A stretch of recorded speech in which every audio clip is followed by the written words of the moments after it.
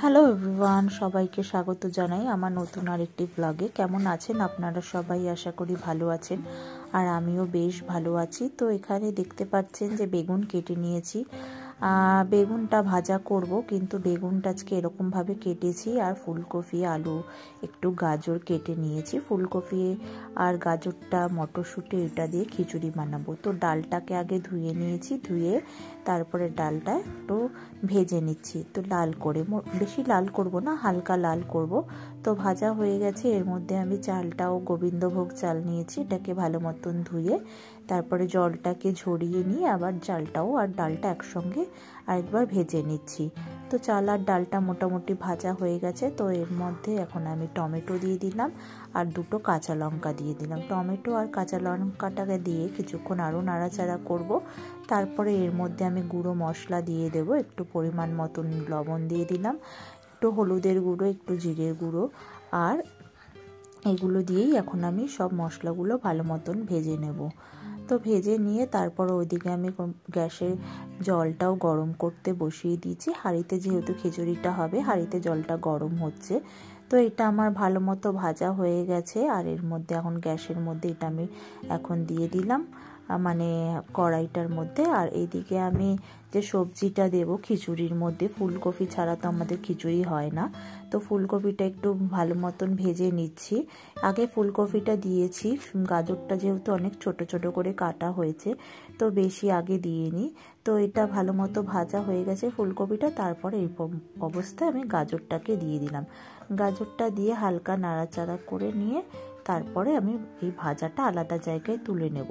তো সবজিটা এখন দেব না, যেহেতু অনেকটা ভেজে নিয়েছি, তো এটা অনেকটাই সেদ্ধ মতো হয়ে গেছে। তো এখন দেব না, নামানোর কিছুক্ষণ আগে বুঝে তারপরে দিয়ে দেব। তো খিচুড়িটা ভালোভাবে ফুটে গেছে, অনেকটাই সেদ্ধ হয়ে গেছে। তো এই অবস্থাতে আমি এখন গাজর আর ফুলকপিটাকে এর মধ্যে দিয়ে দিলাম। এটাকে দিয়ে আবার কিছুক্ষণ নাড়িয়ে দিয়ে, মানে ফুলকপিটাকে ভেতর দিকে দিয়ে তারপরে এটা আমি আবার এখন ঢেকে হতে দেব। তো এটা হতে থাক, তারপরে আমি ঢেকে দিই। আর এইদিকে আমি একটুখানি যেই মশলাটা করব, কিছুটা মশলা করব যেটা খিচুড়িতে দেব ফোড়ন। এর মধ্যে সর্ষের তেল দিয়ে দিয়েছি, আর এর মধ্যে সাদা জিরে, একটা শুকনো লঙ্কা আর একটু তেজপাতা দিয়েছি। আমাদের এই মানে খিচুড়ি একদমই ঝাল খায় না, একটু মিষ্টি মিষ্টি খায়, সেই কারণে একটাই শুকনো লঙ্কা দিয়েছি। আর ওদিকে কাঁচা লঙ্কাগুলো কিন্তু একদম গোটা রেখে দিয়েছিলাম।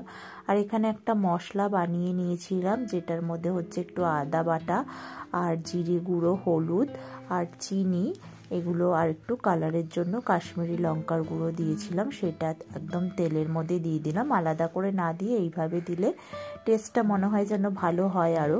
তো এটাকেই, মশলাটাকে ভালো মতন কষিয়ে নিচ্ছি। আর এর মধ্যেই কিন্তু আমি পরিমাণ মতো যতটা চিনি লাগবে আমি সবটাই এই মশলাটার মধ্যেই দিয়ে দিয়েছি। তো এর মধ্যে এখন আমি একটু জল দিয়ে দিলাম। এটাকে আমি এখন ভালো মতো একটু কষিয়ে নেব। এটাকে একটু জল দিলাম তার কারণ যাতে মশলাটা পুড়ে না যায়। আর একটু বেশি চিনি দেওয়া আছে, যেহেতু খিচুড়িটা একটু মিষ্টি মিষ্টি হবে, তো সেই জন্য যদি পড়ে যায়, তো সেই কারণে আমি এটা একটু জল দিয়ে দিলাম। তো এই মশলাটা ভালো মতন কষানো হয়ে গেছে আর জলটাও ফুটে উঠেছে। তো এই অবস্থায় এই মশলাটা এবার আমি খিচুড়ির মধ্যে দিয়ে দেব। তার আগে আমি এর মধ্যে একটু মটরশুঁটিও দিয়ে দেব।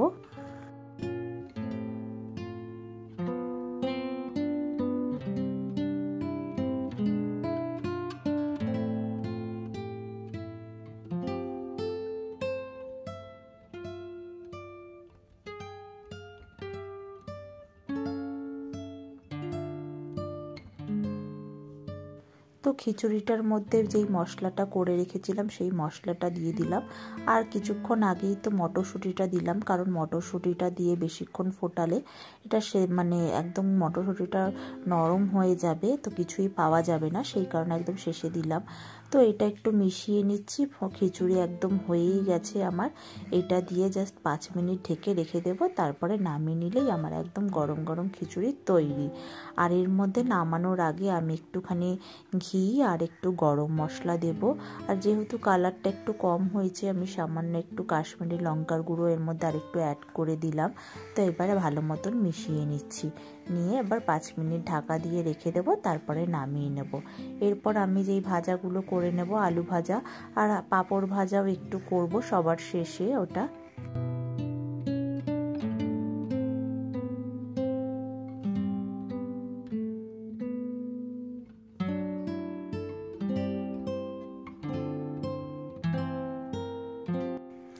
এইদিকে আমি গরম হয়ে গেছে তেলটা, আর আমি আলু ভাজাটাও দিয়ে দিলাম। আলুটা ভেজে নেব নুন হলুদ দিয়ে।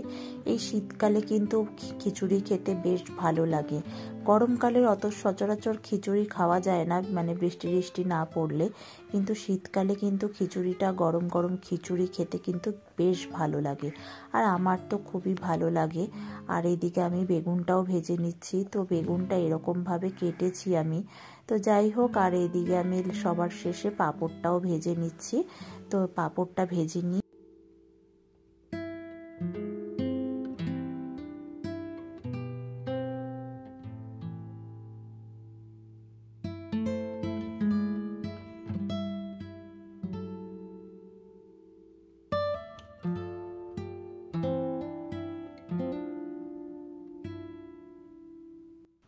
পাঁপড় ভাজা হয়ে গেছে, আর খাবারটাও এখানে রেডি করে নিয়েছি। তো চলুন তাহলে খেয়ে নিই, আর এখানেই ভিডিওটা শেষ করি। ভিডিওটা ভালো লেগে থাকলে একটা লাইক করে দেবেন, পেজ থেকে দেখে থাকলে ফলো করে দেবেন, আর ইউটিউব থেকে দেখে থাকলে সাবস্ক্রাইব করবেন।